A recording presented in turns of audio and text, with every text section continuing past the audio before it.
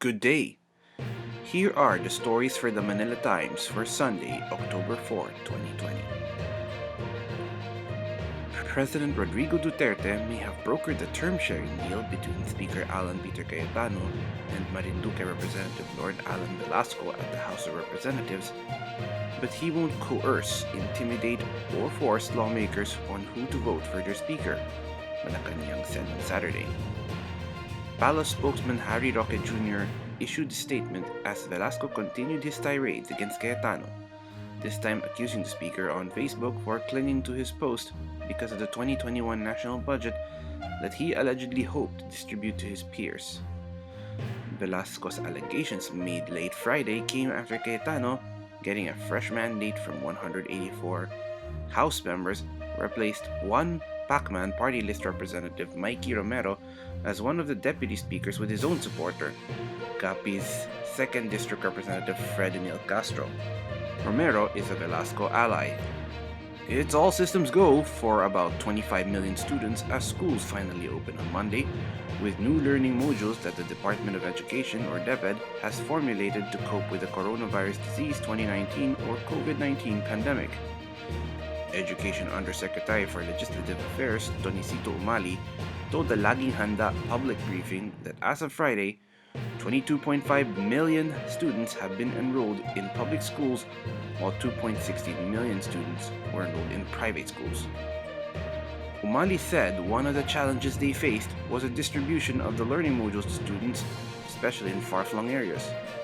Umali said as of September, DepEd has distributed 500 million self-learning modules, produced over 3,120 television episodes, and written 3,445 radio scripts for airing in 207 TV channels and 162 radio stations nationwide.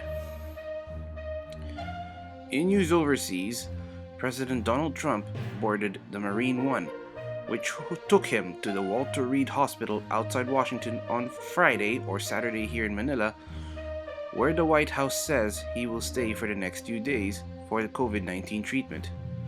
Sources quoted by the Associated Press said the president was having difficulty breathing and suffering from intense cough as he walked out of the White House unassisted and wearing a mask. The move, described by the administration as precautionary, came about 15 hours after the president announced on Twitter that he and his wife Melania had tested positive for COVID-19. Former President Barack Obama and North Korean leader Kim Jong-un wished Trump a speedy recovery. Two private firms have opened windows of opportunity that displaced overseas Filipino workers, or OFWs, and the general public can avail of to better manage their hard-earned money and keep them afloat at this time of health and economic crisis. In a forum hosted by the Manila Times, Creating New Opportunities for OFWs on Friday, Lito Villanueva, Rizal Commercial Banking Corporation Executive Vice President and Chief Innovations and Inclusive Officer, announced the launch of the first Tagalog-English mobile app in the country called Discartech.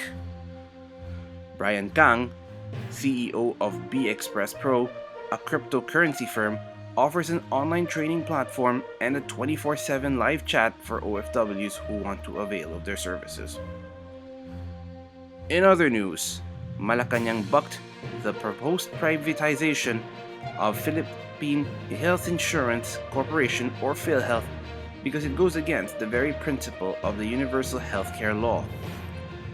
Palace spokesman Harry Roque Jr. reiterated it was the state's obligation to provide universal health insurance for all citizens.